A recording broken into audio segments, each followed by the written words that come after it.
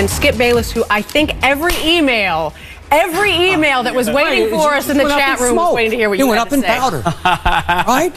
Where did it go? Oh, I'm sorry. Don't do that to poor Jay. Yeah. Let's go back to Saturday, gentlemen, if we can. I know you're probably salivating a little bit here, Skip. Hi, Skip. Skip, how you doing? LeBron did not shake hands with the Magic or address the media after the game. Shake hands. LeBron did not. He did talk yesterday, though. Finally, take a listen to some of what he had to say. Have you talked to Dwight? I mean, you didn't shake hands with anybody last night, but have you talked to him to congratulate him or no? No, I haven't. I sent him an email last night, congratulate him. But one thing about me, guys, you got to understand, it's hard for me to congratulate somebody after you just lose to them. I mean, I'm a winner. It's not being a poor sport or anything like that. But somebody beat you up, you're not going to congratulate them on beating you up. That don't make sense. It don't make sense to me. I'm a competitor, and that's what I do. It don't make sense for me to go over and shake somebody's hand. He says it's not about being a poor sport. A lot of people would disagree out there from comments I've seen. What's your reaction? Scoop, I, for one, was not at all surprised by this. This was, to me, the real LeBron James. This is who he is, and to me, who he has been. This is the spoiled brat product of those billions of witnesses out there. This is the guy I've been talking about as he's been the front-running bully all year long, and he finally got punched right in the mouth, and he ran to the locker room in shame. I have been saying for months on this show that all this picture-taking and the posing and the flexing, it just doesn't show any class to the game on the court or to his opponents, to me. And it finally all caught up with him because I think the MVP suddenly realized when the clock ran out that he had failed miserably. And I thought it showed even less class to duck the media after the game than to duck Dwight Howard's handshake, because he left the guys he had called all along his complimentary players to face the music after the game. No class there and no class on the court didn't surprise me. Well, see, I can understand that. I think this is a situation where if you're looking at somebody's character, they always say you judge them how they handle defeat as opposed to how they handle victory. And in this situation, for LeBron to say, for us to know him is to know that he doesn't like losing and shake somebody's hand doesn't make sense. Well, I think in his career so far, there have been 4 times I think he's been in the playoffs, and he hasn't been to the finals, so he has not won his last game. Unless we go back and somebody shows me proof that he's consistent in doing this, then I don't have a problem with it.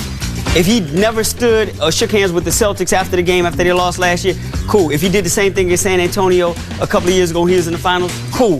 But we know that didn't happen, so we're not making a big deal out of nothing. This is something, and this goes into his character, which I think is not, it goes to what you've been saying, this goes to something I never wanted to believe.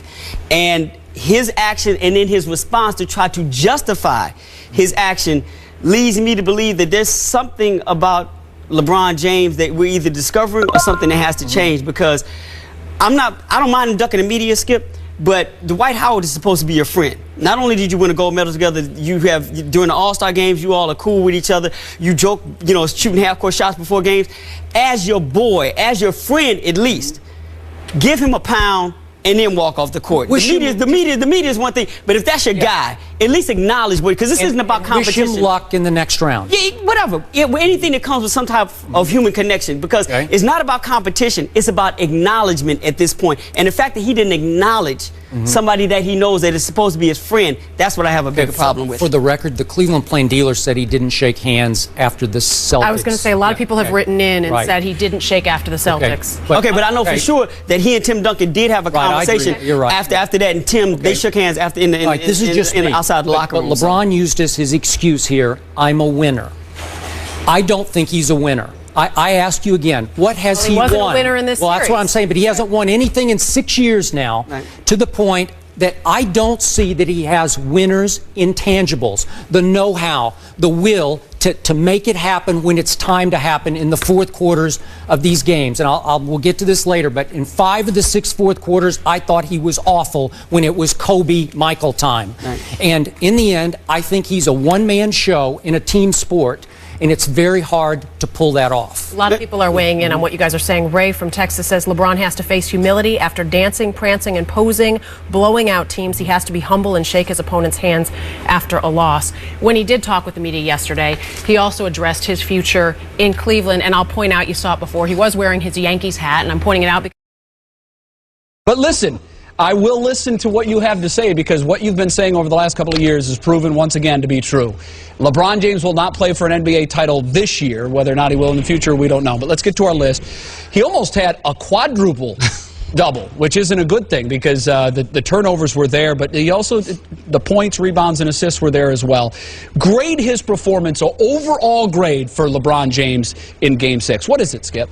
I'm going to give LeBron a break today because he did have a triple-double, including 19 rebounds. So I'm going to give him a D-, and that's D as in dog minus. That is a break. I thought for sure you had him for an F-. The stat of the night, as you said in your setup, was that he did almost have a quadruple-double. In a do-or-die game on the road, a game that people had favored them to win from the start of the playoffs, LeBron James had 9 turnovers, and what shocked me the most was that at least 6 of them were shockingly unforced errors. They had nothing to do with defensive pressure, and they just took the heart out of his Cavaliers, I thought, because I saw a Prince James that once again was crumbling under the pressure and the expectations to be King James. And I want to point out, Jay and Rob, that the Cavs cut it to 4 with 8:37 left, and that was on back-to-back threes, because he made a couple of threes. Now that broke an 0 for 10 three-point string for LeBron, and the second one was about as awkward-looking a three-point shot as I've ever witnessed, but it did go in. And all of a sudden, Rondo is feeling the heat from LeBron James and misses 2 free throws. Absolutely. And LeBron comes right down and turns it over for the 8th time again and crushes the momentum, and it swings the other way, and eventually Pierce hits the three-pointer, and it's over. In the last 8 minutes of that game, LeBron James, the 2-time MVP, took 3 shots total. He ran from the ball way too much. One of the shots he made, which was an uncontested dunk. And yet, in the last 2 minutes, Rob Parker, I saw LeBron James give up, and in turn his team gave up. The whole team did, They all just said, okay, if you're giving up, we'll stop. We won't foul. And this was in a way that I could never have imagined a Michael Jordan or a Larry Bird or a Magic Johnson or even a Reggie Miller giving up with the game still a little bit in the balance. For any winner. Anybody. Because you're right, Skip, from that standpoint. I have him as a C-, because I thought the turnovers were just crushing. You know, I understand the other points, the rebounds, that's all The fine. shooting percentage was 8 for 21, which was actually the same percentage the team shot, but you've got to shoot better than 8 for 21. You've got to shoot better, but you can't be so sloppy with the ball. And I think you're right. There was a definite giving up at the end where the Celtics had missed some free throws. You get them to miss 2 or 3 free throws in a row, you knock down a couple Especially of threes. with Rondo handling the ball. There's a chance that you're still in the game. Absolutely. I was stunned that they just said, and you're right, but they were signaled by LeBron James, who at the very end, look at where he was. He wasn't touching the ball. He was pushed all the way out. I just thought to myself, he's not engaged at all. Right. And the that final was the minutes, problem. it was each time he held the ball, the first thing he thought to do was to get rid of it. Like he Hot wanted potato. It was a game of hot I think you hit the nail on the head. He raised the white flag first, and you could see it. You could see it when they stopped fouling. The whole team put the white flag up. It was something. I think everybody was stunned as they watched that. All right, how much damage did LeBron James do to his reputation with this series of basketball? Look, obviously, for me, as you well know, all too well, it just confirmed everything I've been saying about him for 3 or 4 years on this show. And so much of it I've been criticized for because I've been unfair and over the top when I talk about LeBron James. And so, Jay, just let me say, for the record right now, I'm offended when people dismiss me as a hater. I don't like that term when it comes to LeBron. If you want to use it in the big picture, that's fine. And it's used towards you a lot, okay, when it comes to LeBron James and others, too. As God is my witness, I don't hate LeBron. I don't know him well. You know him better than I do. But I get the feeling he's really a good guy, nice guy. Maybe he's too nice of a guy. But please don't kill the messenger, because all I ever do, and have tried to do from the start with LeBron James, is just watch closely and tell the truth about what I see. And truth is, from the start, I saw Batman talent, supreme talent, biggest talent I've ever seen in the NBA. But the intangibles are much closer to Robin.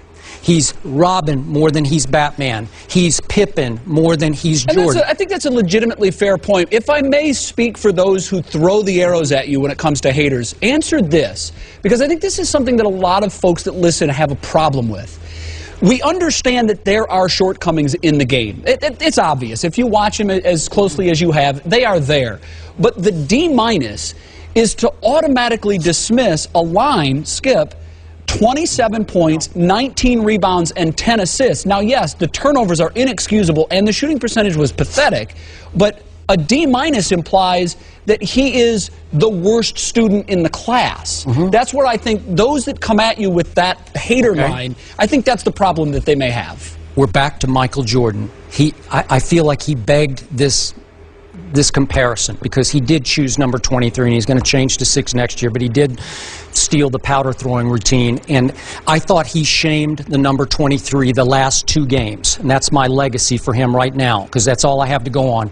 But well, you have other games to I know, go but on, he was lifeless in those last 2 games. That's fair. To the point I'm saying he's the fake MJ. He's the 2-time MVP with 2 times the best regular season team by far to me, and the prohibitive favorite going into the playoffs.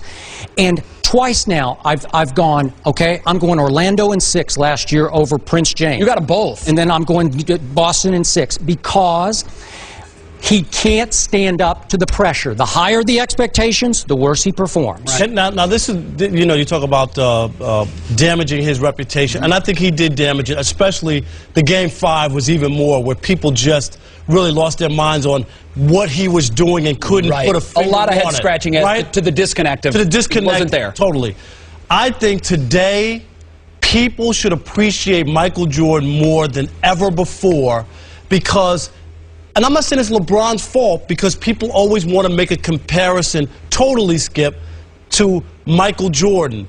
And when you look and now start to compare the notes, how hard it is to win and what it takes other than just pure basketball talent, which we know LeBron has, it tells you about that gene you always talk about. That Michael has, that you got to question now whether or not LeBron really has it. I think those questions are fair. And I think this is what I got. Just 2 minutes ago, I'm in the cafeteria. Young 20-year-old black guy who is a LeBron fan, and those are all the people, Skip, who you hear from who are all on LeBron's the greatest, said today for the first time, you know what? I think I'm going to be off this bandwagon. He is not Michael Jordan.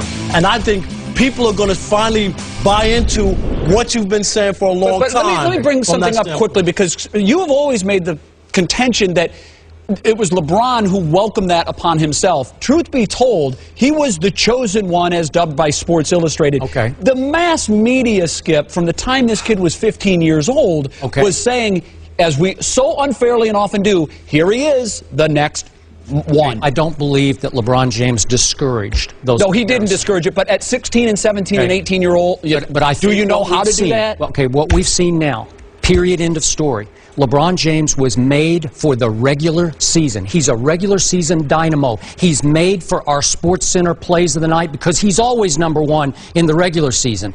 But come postseason time, he's the most overrated, overhyped superstar in my history in this business. Seriously. That's my bottom line to this discussion. That's a very fair, I would say that's fair. I would say that's fair. He doesn't have the... With the regular season accolades, we just haven't seen it where we need to see it to this point. Yep. To stop chewing. The answer to the question everybody wants to know. LeBron, what's your decision? In this fall, man, this is very tough. In this fall, I'm going to take my talents to South Beach and join the Miami Heat. Miami Heat. That was the conclusion you woke up with this morning. That was the conclusion I woke up with this morning. Why? Like I said before, I feel like it's going to give me the best opportunity to win, and to win for multiple years. And not only just to win in the regular season or just to win 5 games in a row or 3 games in a row. I want to be able to win championships, and I feel like I can compete down there. Was it always in your plan to go and play with Dwayne Wade and Chris Bosh? Well, I mean, I'm looking forward to it. To say it was always in my plans, I can't say it was always in my plans because I never thought it was possible. But the things that the Miami Heat franchise have done to be able to free up cap space and to be able to put themselves in a position this summer to have all three of us, it was hard to turn down. I mean, those are two great players, two of the greatest players that we have in this game today. And, you add me, we're going to be a really good team. The three of you will share now the spotlight and the limelight. And in many ways, you're going to Dwayne Wade's team. He's been in Miami. He's won a championship. How do you think you'll be able to fit in and possibly not be the headliner all the time? Well, for me, it's not about sharing. It's about everybody having their own spotlight and then just doing what's best for the team. At this point, D. Wade he's the unselfish guy here. To be able to have Chris Bosh and then LeBron James to welcome us to his team, it's not about an individual here. Because if that was the case, D. Wade wouldn't have asked us to join him, or we wouldn't have asked him if it was okay to come down there. It's not about individuals. It's about a team, and that's what this game is about. How do you explain this to the people in Cleveland? It's heartfelt for me. It's hard to explain, but at the same time, my heart in the 7 years that I've gave. We're going to challenge each other in practice. And the way we're going to challenge each other to get better in practice, once the game starts, it's going to be easy. But we also know you three kings came down here to win championships. Not one, championships. Not two. LeBron, tell us about that. Not two, not three, not four, not five, not six, not seven.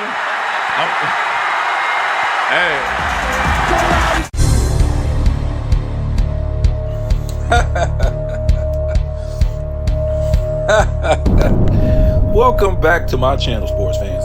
Okay, let's get into this one. LeBron James makes a cowardly decision after melting down, choking, and giving up on his team to go do what? To go get help. So that's what you saw right there. You saw the fact that we're going to cover the whole thing, 2008 too later, right? Because we're supposed to act like that didn't happen in the playoffs neither. But if we go back to 2007, it was just for telling his future what he was going to be, right? Basically a choke artist. So as you see in the video in 2009, this guy has the #1 seed overall in the playoffs. Chokes in most of those games, even the final game, the closeout game, the elimination game against the Magic, a #3 seed, mind you. And not only does he lose as the #1 seed, he chokes, he melts down, and then he walks off the court. Don't even shake nobody's hand. Is that familiar? And then he said he's a winner. That ain't what he does. What a crybaby right here, man. What a crybaby. Loser, sore loser. That's what he was. And they kind of go and talk about it. I was going to put it in one of the videos where we was talking about LeBron and, comparing him to Michael Jordan about how they talked after they won a championship or didn't win a championship. And LeBron talked much like a child. Not a millionaire, not a winner, not a leader. He spoke like a child. And the part I was going to put in the video, which I can't, you're going to hit me with a copyright strike, is when they were talking about in 2009 in this video, how this guy has no respect. Well, they didn't say it this way, but I'm going to say it this way because this is pretty much what they were saying. Him dancing and taking pictures and front running and all this stuff. This is what this guy does. He has no respect for leadership, for past players, for the NBA, for competition. He comes out dancing, acting like he's taking pictures. He does this at the beginning of the game. He does this sometimes at halftime, and he does it a lot when he's winning. They're sitting on the bench, laughing, carrying on, dancing, and showing up their opponents, especially when they're winning. And the fact that he won't go shake hands with Dwight Howard is criminal. So we go to 2010. He breaks it up again. Number 1 overall seed in the playoffs. And really has no excuse to be doing all this, turn the ball over all these times like he did in both series, missing all these free throws, breaking it up, doing all this stuff. And then, you know, he lost to a 4 seed. The great Boston Celtics, who was a 4 seed. The great Boston in 2010. The great Boston Celtics, who a year before in 2009 got smoked by the Orlando Magic. You guys keep trying to tell me this was an all-time great Boston team? They had the number 1 seed in the Eastern Conference 1 year, right? And they won 1 championship. How was they an all-time great team? So basically, what LeBron thought he could do was pretty much, and he did it for a long time. He was just playing off of pure athleticism and how big he was and how they pretty much changed the rules to no defense. You can't hand check and do all that stuff no more. Starting in 2005, and he could just run roughshod over the league with his athleticism, and he basically did in the East. And that's how he got to the finals in 2007 after only being in the playoffs 1 time. That would be impossible in the 90s or the 80s. But because they changed the rules in 2005, anything was possible for a guy who no longer had to get better at his game. He didn't have to go to the post, have a post game. He didn't have to have a mid-range. He didn't have to shoot free throws. He could just run roughshod into the paint and stuff like that. And when they called out the paint, he was a dead duck. He turned into a brick artist. So when we get to the decision right here, the Coward decision, he states that basically that's the only way he could win. That would give him his best chance of not winning games in the regular season, but in the playoffs and winning a whole bunch of championships go by playing with Dwayne Wade, Chris Bosh, top 10 players in the league at the time. Yep. Top 10 players in the league at the time. And then if that wasn't cowardly enough, well, let me go back. It gave him a big chance to win because now, you know, he has so many shortcomings that he can cover all bases now. And I told you guys once before, Curry didn't change the game where you got 4 guys sitting at the 3-point line. It was LeBron who did, right? Drive to the basket. All your guys are spread out on the perimeter. So now if you try to stop LeBron from driving, now you got all these shooters out there ready to bomb away. I seen stuff like that similar to, you know, the Orlando Magic and I think the Houston Rockets in 94-95. The difference is Shaq was in the paint, Hakeem was in the paint. So if you went to try to stop them, you had guys outside ready to bomb away. That wasn't the case for LeBron James. He just drove it from the 3-point line, barreling into people, and if you try to stop that lane, now he kicked it out to those guys. He wasn't a paint guy. So not only did he make that coward decision, guess what? He goes and taunts the NBA. Not 1, not 2, not 3. So this is the only way he could win. And he went from the nice guy, likable guy. If you go watch that LeBron versus Kobe video that I made, they were good friends. And Kobe didn't really want to answer why LeBron didn't want to take the last shot, why LeBron wasn't clutch.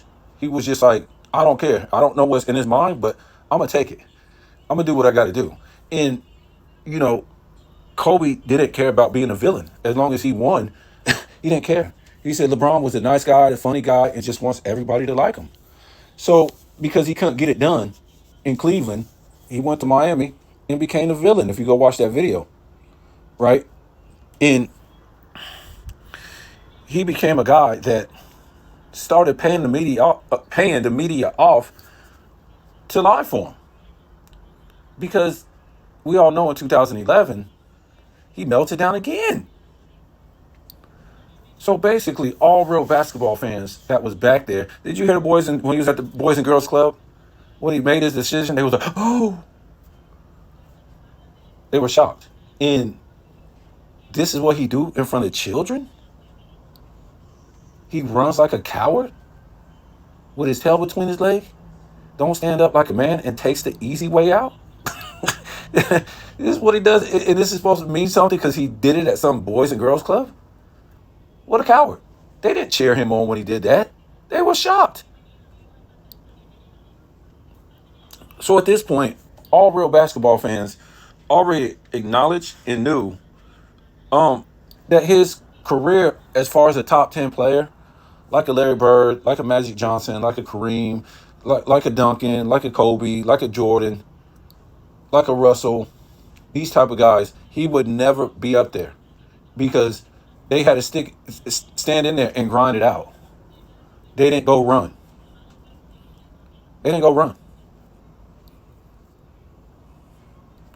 And if they got free agents, it was nothing like on this level right here. Nothing. This guy was only in his 7th season. And he didn't leave because he didn't have the pieces or that his team failed him. This guy was melting down. It was because of him. If it was his team was missing all these shots doing, I could understand that. But it was him. And okay, maybe it wasn't your turn yet. Everybody has a turn. This guy had nothing to rush. But he already knew. It don't matter. That whatever he did, maybe he could have went and played with Dwayne Wade. It would not have worked out.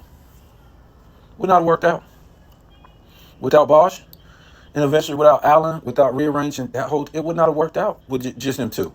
Because he has so many shortcomings because he don't want to work on his game. He was a what they were saying, he was a regular season guy. That's it. So his career was basically over after that as far as the top 10 player. Well, what are you guys talking about? It's over. That's like Jordan going to play with Malone and Hakeem. Guy's career's been over. Okay, you guys can say that the big three did it, but man, they was far deep in their careers. And they wasn't ever looking to be the GOAT. They was just looking for a championship so they can have a ring. And you saw what that got them. One ring in one time winning the conference and LeBron winning. So in game 6 against the Magic, where he walked out and didn't even shake hands, he had 25 points, 8 for 20, 40% from the field, 25% from the three. I mean, this guy be launching threes too back then. Don't get it twisted. Like 4-7 a game because he didn't want to work on his mid range. 63% from the free throw. Imagine that. How many LeBris he had at the free throw. And 3 turnovers, a -12. Against Boston, we all hear Skip say this, games 4, 5, and 6, I never seen a superstar meltdown like this. Against Boston in 2010, as a number 1 overall seed against a number 4 Boston, games 4, 22 points, 7 for 18 from the field, 38% from the field, 0 for 5 from 3, told you, 0% from 3, 7 turnovers, a -7. Game 5, 15 points, 3 for 14 from the field, 21% from the field, 0 for 4 from 3. And of course, 0% from 3. 3 turnovers, a -22, game 6. Remember, he didn't even get these to game 7 as a number 1 overall seed in the playoffs. Game 6, about to get eliminated, 27 points, 8 for 21 from the field, 38 field goal percentage. He was 2 for 4 from 3, which was 50%, but 9 turnovers. Yeah, 9 turnovers. And, you know, we know what he did the next year up in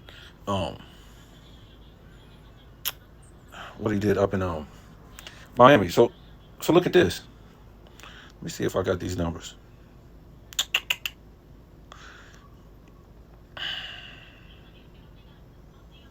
So in the year before that, 2008, coming off the 2007 finals where he bricked it up, he faces his first super team, right? His first super team against this super team Boston team, right? And I think this was in the second round. He had 25? I think there's 26 points. And I think he was like 10 and 8 or something. I forget what it was, you know, because they only look at the stats. But this guy had averaged, 5 turnovers per game, shot 35% from the field, right? 23 from the 3-point, and 75% from the line. In that series, in game 1, where he had Ben Wallace, he had El Gauskas, 2-time All-Star El Gauskas, Hall of Famer Ben Wallace. So in 2008, in that series against the Big Three, Game 1, 12 points. Goodness, you might need a seatbelt for this. Game 1, because they act like this didn't happen. 4 meltdowns in a row in the playoffs, right? '07 finals, '08, '09, 2010, 2011. Well, let's look at 2008 because we already know about '07. We just said '09, 2010, and we know about 2011. So again, 2008, game 1 against Boston, 12 points, 10 turnovers, 11% from the field. What? 0% from 3 in a -7. Game 2, 21 points, 7 turnovers, 25% from the field, 0% from 3, -15. Game 6, I think that was at, no, I'm going to tell you about this. Game 6, 32 points, 8 turnovers, 39% from the field, 0% three-point percentage. And I got this whole thing. The all 7 games, you won't even believe this guy took this Boston team putting up these kind of horrible percentages to a game 7. You the same thing. If you go all 7 games, it's pretty. Yeah, I think he had 2 good games. 2 good games. So basically, he melted down from 2007. I'm talking about in a row, right? Series meltdown 7, 8, 9, 10, 11. And if we count 2006, he took a 3-2 lead going back home against Detroit with Ben Wallace and melted down. Go look at those games 6 and 7. Go look at that. Same thing.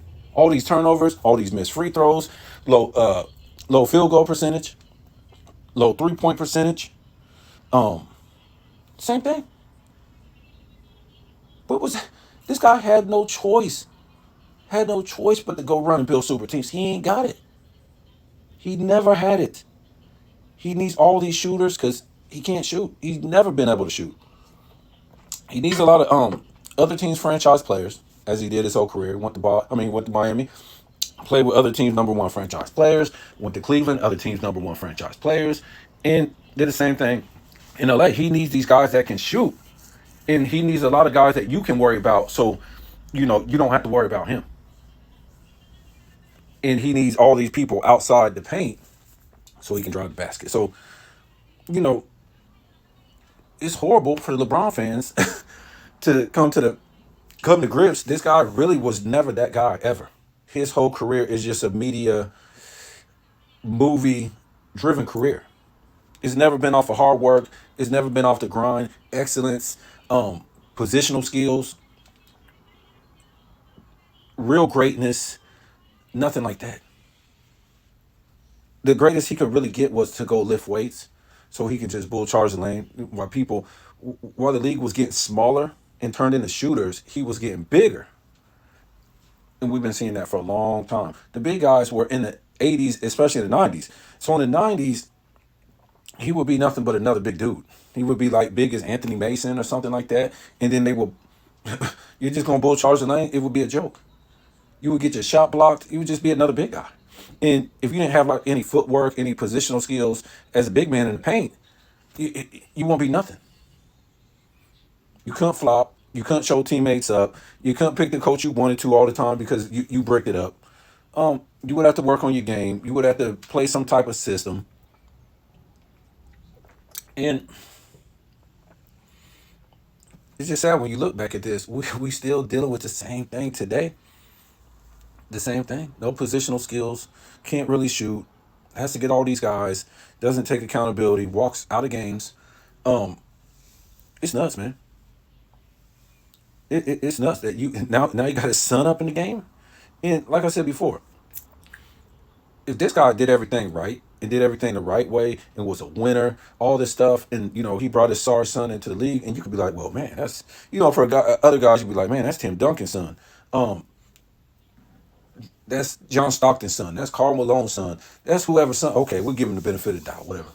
No, this is LeBron's son. Nobody likes this guy outside of LeBron fans because we don't respect what he's did. His career was over when he went to Miami. It was over. I don't know what these people have been telling you. It was over back then. He went to Miami, lost. Went to Cleveland, lost more than he won. Has went to LA and has lost more than he won. And we're just not talking about championships. We're talking about since he's been there, he's lost. So he's just been like this career loser with a made-up career. It's a career loser. And that's what I said before.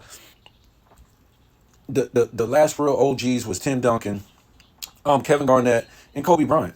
When LeBron went to Miami, it basically turned into a reality show, right? You could see the not one, not two. He went to the Boys and Girls Club, and why would you even do that after you left your team? So since LeBron went to Miami, the league has been nothing but a reality show. It's been nothing but that. It's not even been real basketball. Nothing. Your league has to have some kind of soap opera to make it, people just don't want to see people hit the ball, throw the ball. And so we want to see a soap opera too, but when it's 70% soap opera and 30% actual play on the court, it's no good. And it's not even a good soap opera. It's a soap opera that got everybody arguing, fighting, did some past great players because of this guy. I mean, what are we talking about? No other sports does this stuff, especially for a loser. We don't do this for a loser. So, I mean, it seemed like it's going to be the end of the world before this guy gets out of the league. And that's what it's going to seem like. Man, it must be the end of the world. This loser got out of the league. Because his career has been over since 2010, 2011. Tell me what you think.